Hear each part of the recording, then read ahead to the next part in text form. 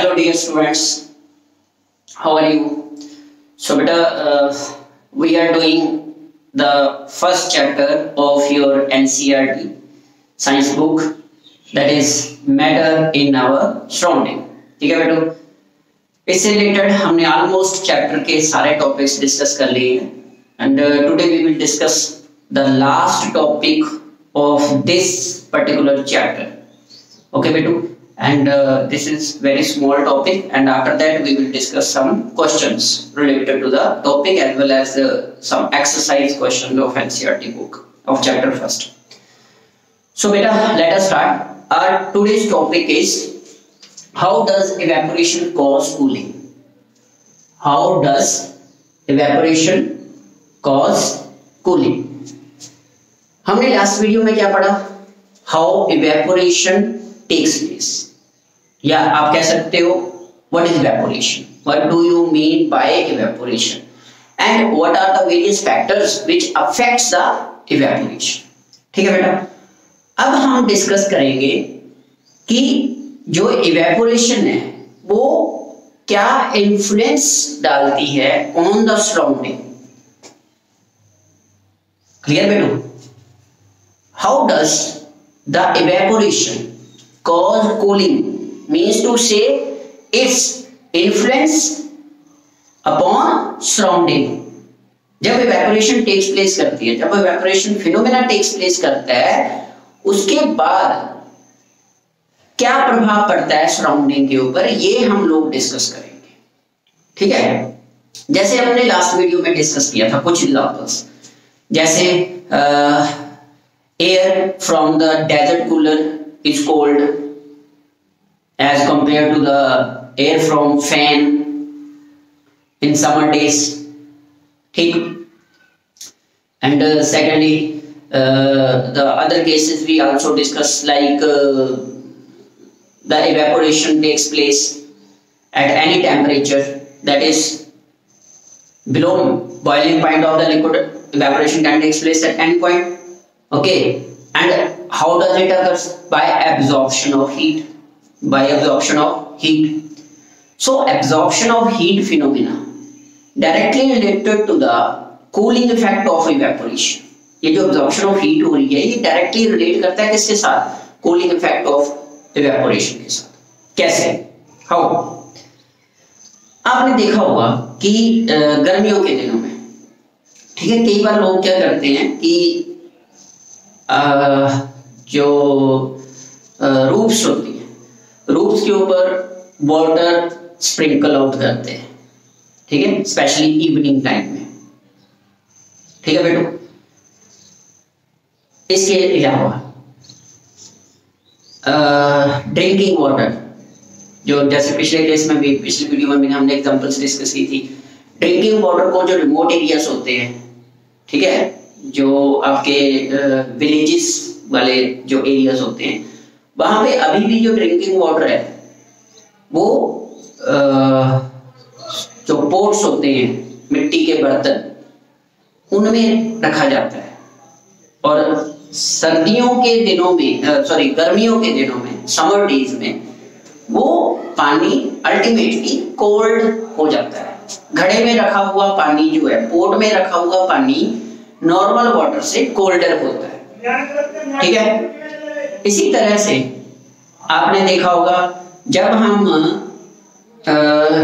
एक cold water को, a glass which is filled with cold water when placed in open area, जब हम ठंडे पानी के गिलास को एक टेबल के ऊपर रख देते हैं, ओपन एरिया में रख देते हैं, आपने देखा होगा थोड़े टाइम बाद ग्लास के साइड्स के ऊपर, बाहर वाली साइड्स के ऊपर वाटर ड्रॉपलेट्स आके इकट्ठी हो जाती है.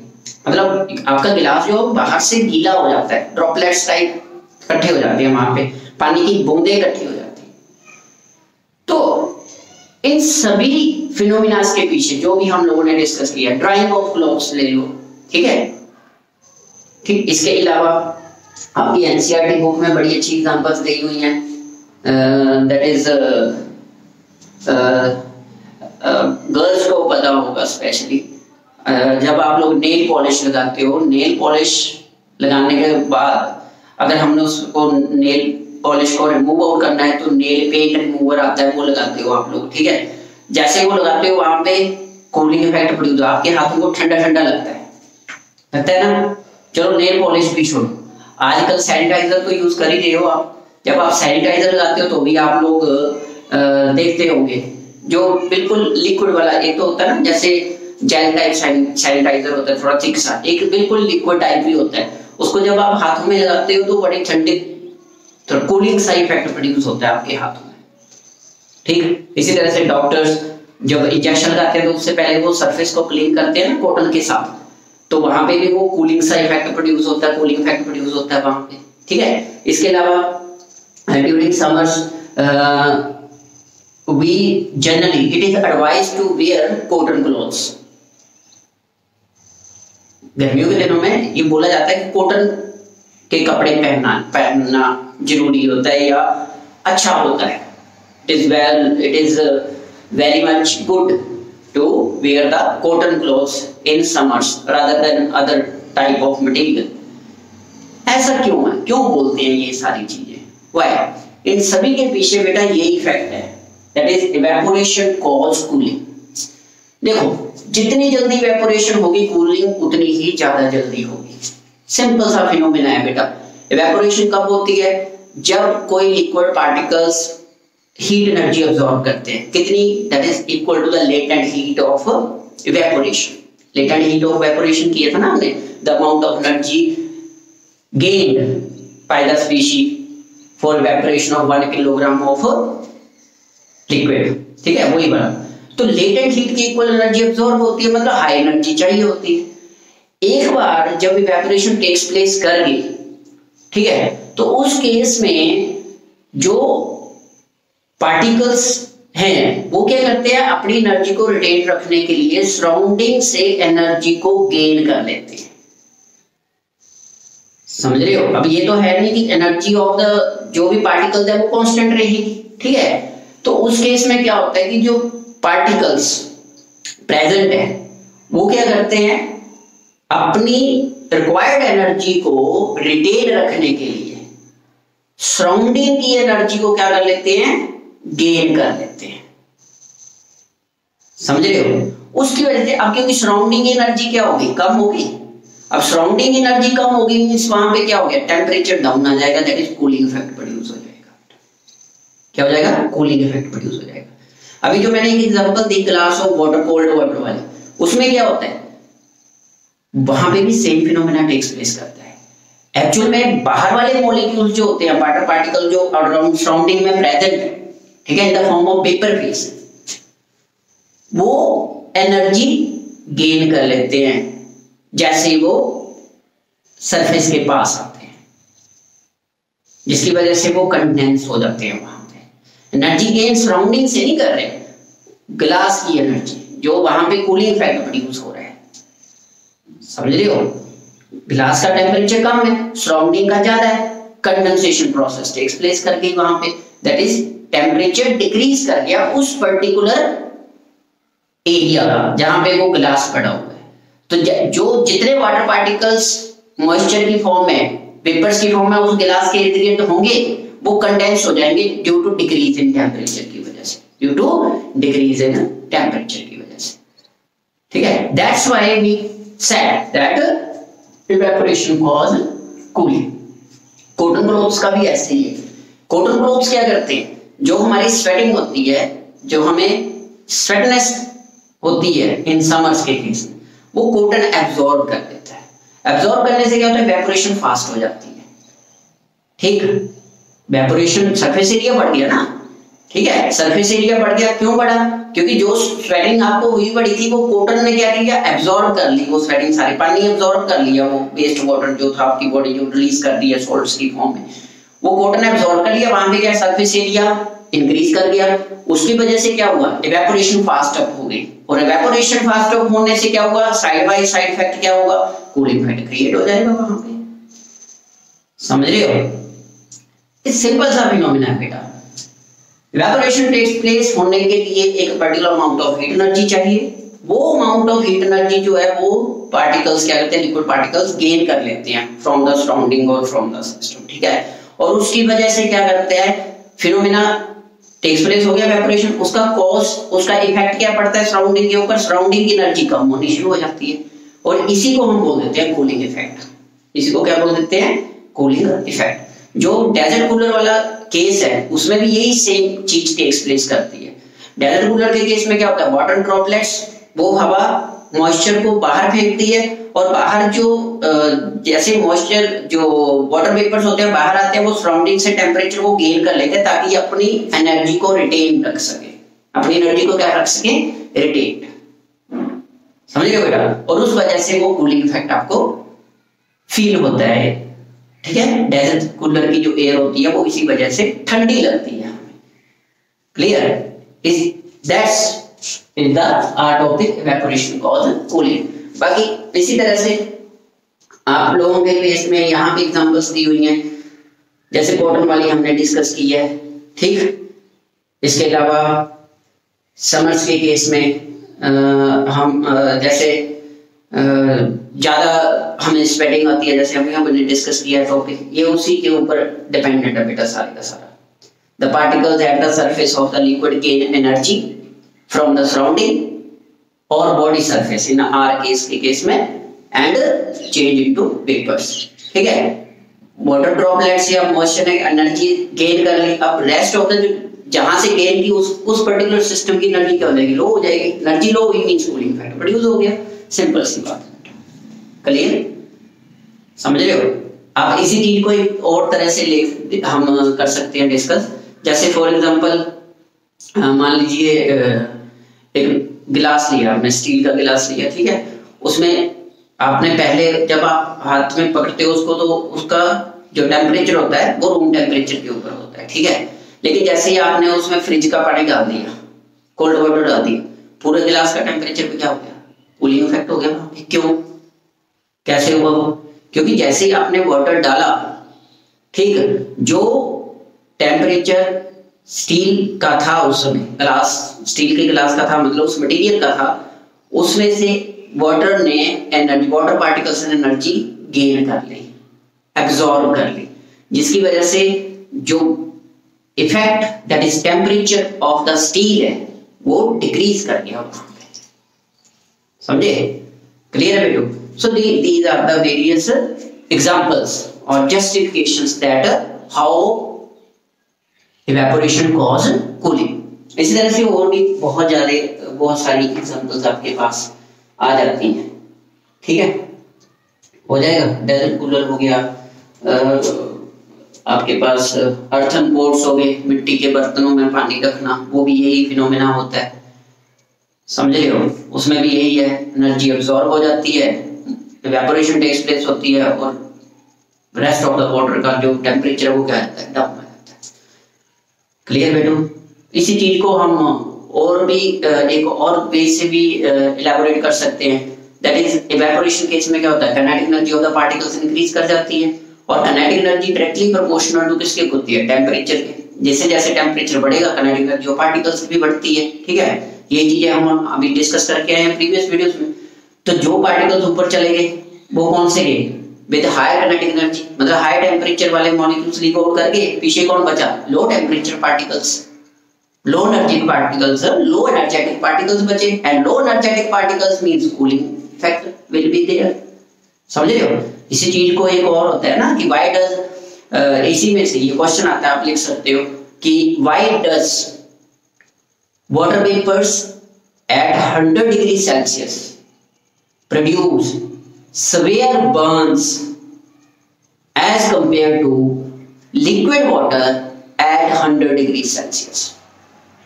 समझे बेटा, क्वेश्चन क्या है, क्वेश्चन ये है कि लिक्विड जो वाटर वेपर्स होते हैं वो 100 डिग्री सेल्सियस के ऊपर ज्यादा बर्निंग इफेक्ट प्रोड्यूस करता है। अगर आपके हाथ के ऊपर वो वेपर्स लग जाए तो आपका हाथ ज्यादा जल जाएगा उस केस में, एज कंपेयर टू दैट अगर आप 100 डिग्री वाटर में या 100 डिग्री सेल्सियस के ऊपर जो वाटर है वो आपके हाथ के ऊपर पड़ता है, ज्यादा सीवियर बर्न्स किस केस में होंगे, the water vapours which are at 100 degree Celsius, water vapours ज्यादा सीवियर बर्निंग करते हैं।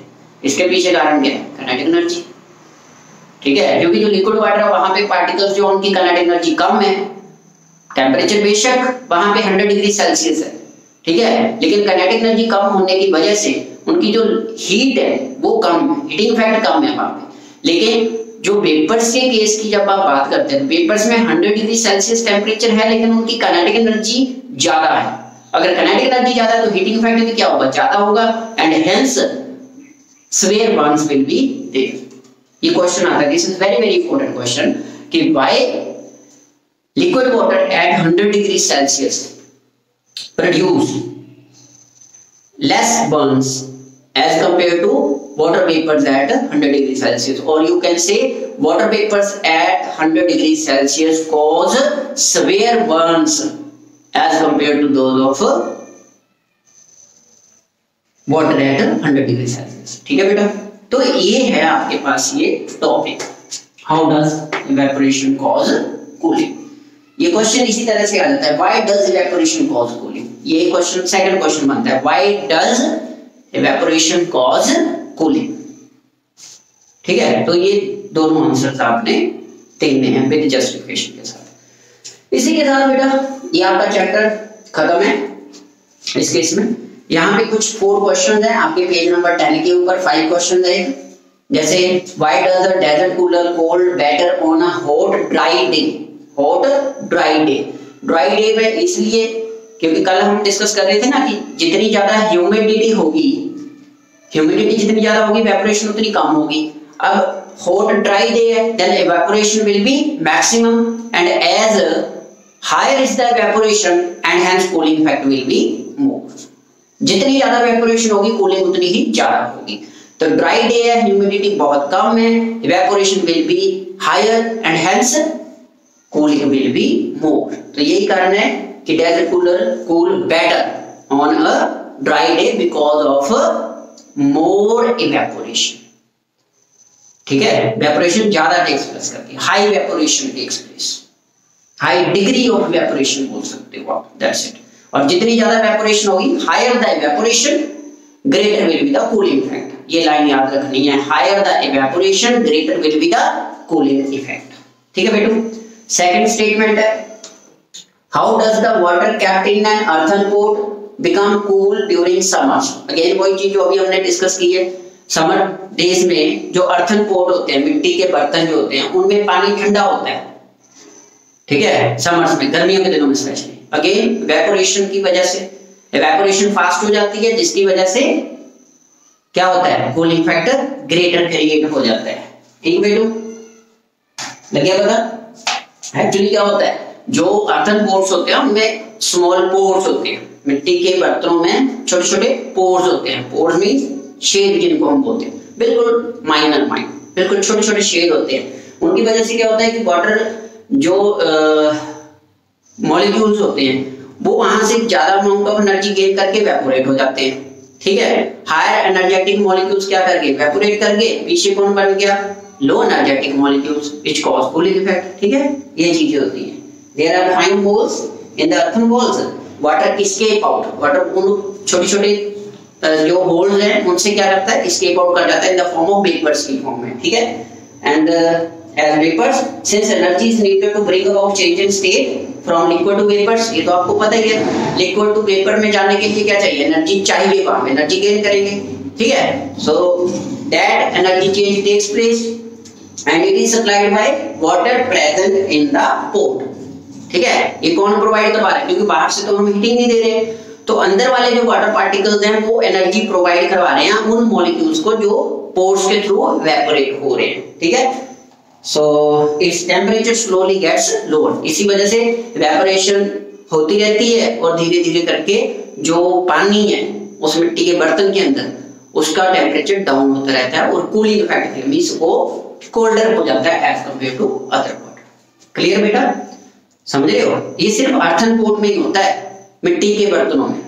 आप मेटालिक वेसल्स में नहीं ऐसा होगा। ठीक है, क्यों, क्योंकि मेटालिक वेसल्स में पोर्स नहीं होते वहां।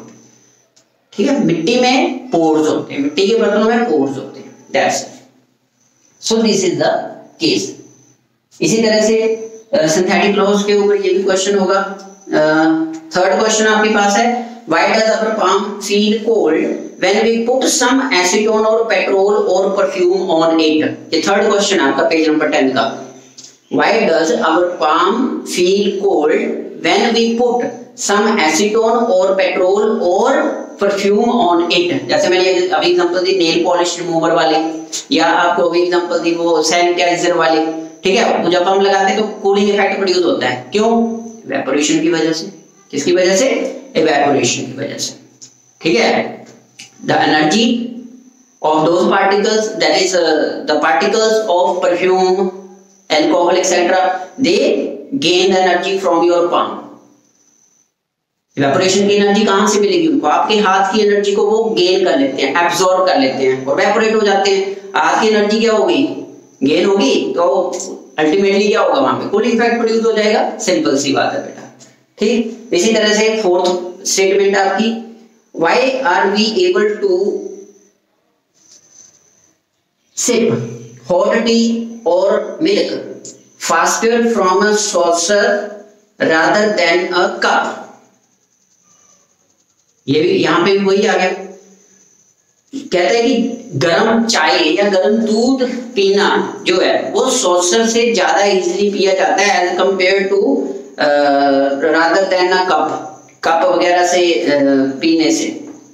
कप में जल्दी जल्दी नहीं पिया जाता, लेकिन सॉसर में पियोगे तो जल्दी पिया जाएगा। क्यों? क्योंकि रेट ऑफ इवेपोरेशन सॉसर में क्या हो जाएगी? ज्यादा हो जाएगी। किसकी वजह से? लार्जर सरफेस एरिया की वजह से, larger surface area, and hence higher the evaporation, that is more the evaporation, more will be cooling effect, ठीक है। So that's why it becomes easy to sip a hot tea or hot milk from a saucer rather than a cup। Cup में क्या होता है? Surface area कम होता है, rate of evaporation कम होता है, और अगर रेट ऑफ इवेपोरेशन कम है तो कूलिंग इफेक्ट भी कम होगा उस केस में। That's why।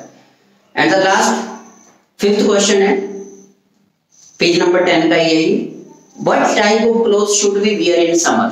तो अभी हमने डिस्कस किया है समर्स के दिनों में कैसे कपड़े पहनते हैं हम लोग, कॉटन क्लॉथ्स पहनते हैं। क्यों कॉटन क्लॉथ्स पहनते हैं?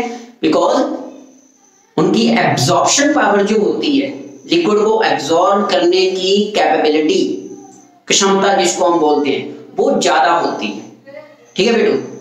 सो जिसकी वजह से एब्जॉर्प्शन फास्ट हो जाती है, and after that evaporation becomes also faster because of greater surface area provide हो जाता है। जो फैब्रिक है, जो आपका क्लोथ है, वो ज्यादा सरफेस एरिया प्रोवाइड करवाता है जल्दी इवेपोरेशन के लिए, और जितनी जल्दी इवेपोरेशन होगी उतना ही हमें अच्छा महसूस होगा, दैट इज कूलिंग इफेक्ट उतना ही ज्यादा प्रोड्यूस होगा। इसी वजह से कॉटन क्लोथ्स पहनते हैं, ताकि एब्जॉर्प्शन ऑफ जो हमें स्वेटिंग हो रही है उसकी एब्जॉर्प्शन जल्दी से जल्दी हो जाए, ठीक है। अदरवाइज क्या होगा?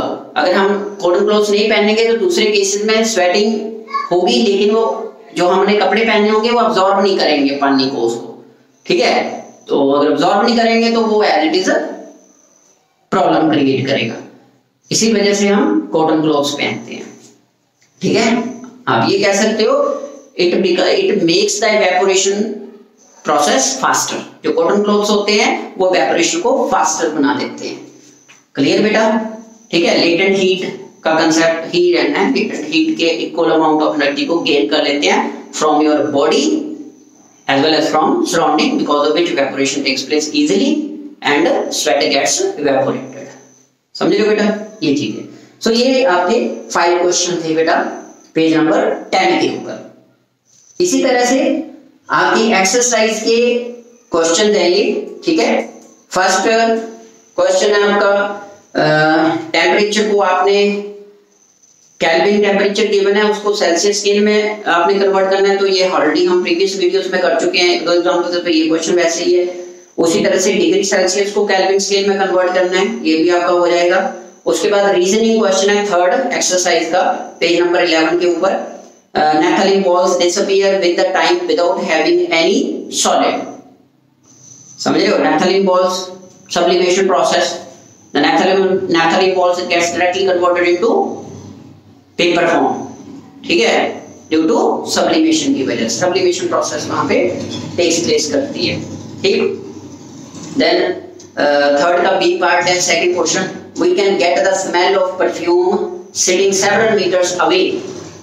अगेन गैसियस सिस्टम है, kinetic energy of the particles, gaseous particles high रहती है, इंटर पार्टिकल स्पेसेस ज्यादा रहते हैं। When we spray perfume on our body, ठीक है, the particles of the spray gets spread all over the room immediately with faster rate because of higher kinetic energy of the particles. movement of particles ज्यादा रहती है। Vacant space जो air particles के बीच में जो vacant space होती है वो ज्यादा होती है, तो परफ्यूम पार्टिकल इजीली उस स्पेस को आगे से आगे कवर करते जाते हैं, जिसकी वजह से परफ्यूम की जो फ्रेग्रेंस है वो ऑल ओवर रूम में इजीली स्प्रेड हो जाती है उस केस में।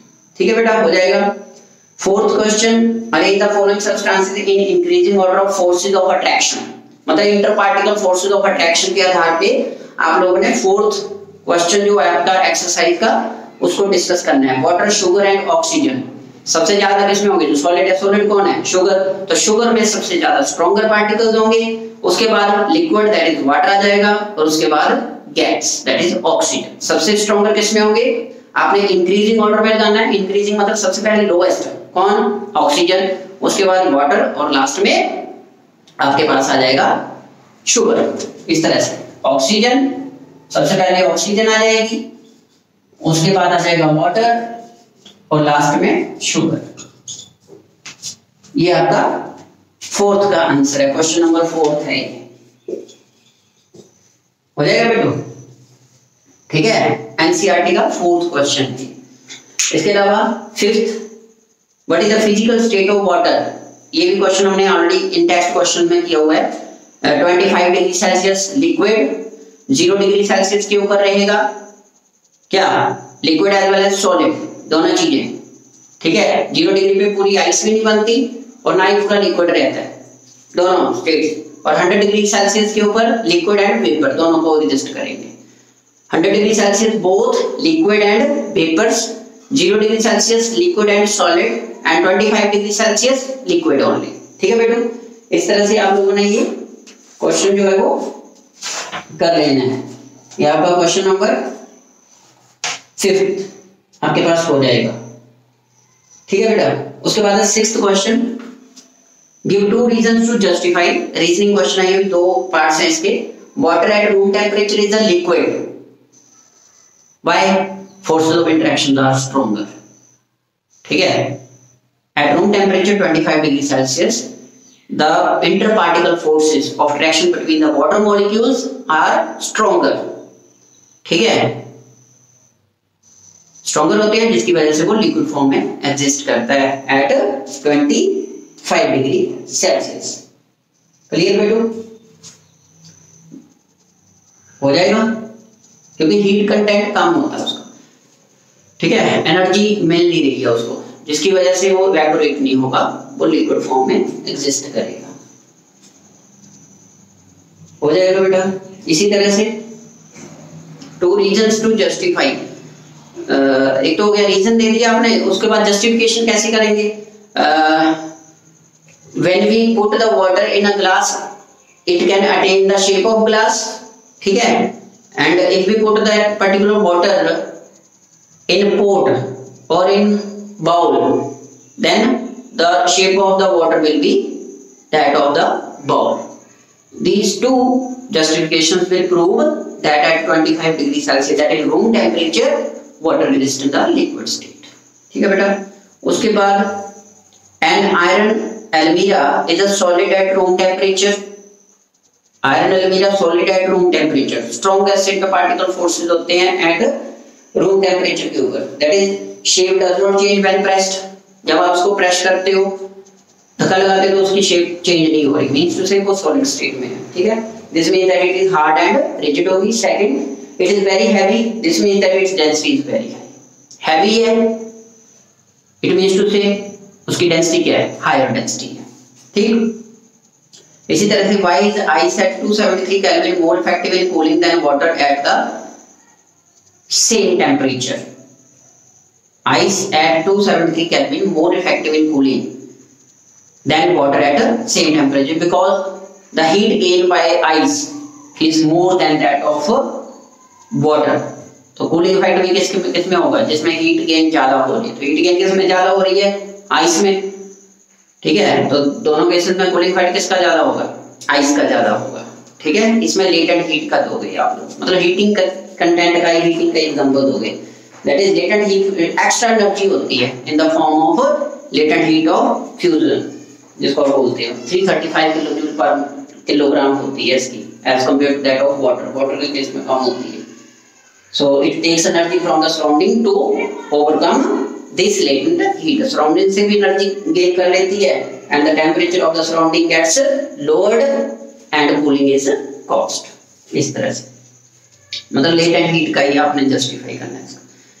Question number 8, what produces more severe burns, boiling water और स्टीम। ये आ गया वही क्वेश्चन जो अभी हम डिस्कस कर रहे थे कि which produces more severe burns, steam at 100 degree Celsius और वाटर एट 100 डिग्री। वही क्वेश्चन सेम है ये बेटा, 8th क्वेश्चन। तो steam will cause more severe burns due to its more energy, ठीक है, हाई एनर्जेटिक होती है स्टीम जो होती है, समझ रहे हो।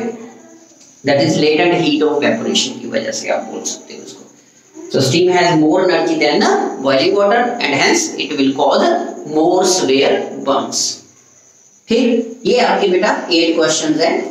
इसके बाद 9th question ABCD and EF वगैरह एक डायग्रामेटिक क्वेश्चन है, ये वहां पे आपने फिल करना है इसको। ये आपका अपना क्वेश्चन है, इसको आपने सॉल्व करना है बेटा। डायग्रामेटिकली आपने मेंशन करना है AB क्या होगा, BC कौन सी प्रोसेस होगी, E पे क्या होगी। So this is your first chapter बेटू। ये आपका कंप्लीट है first chapter, matter in our surrounding.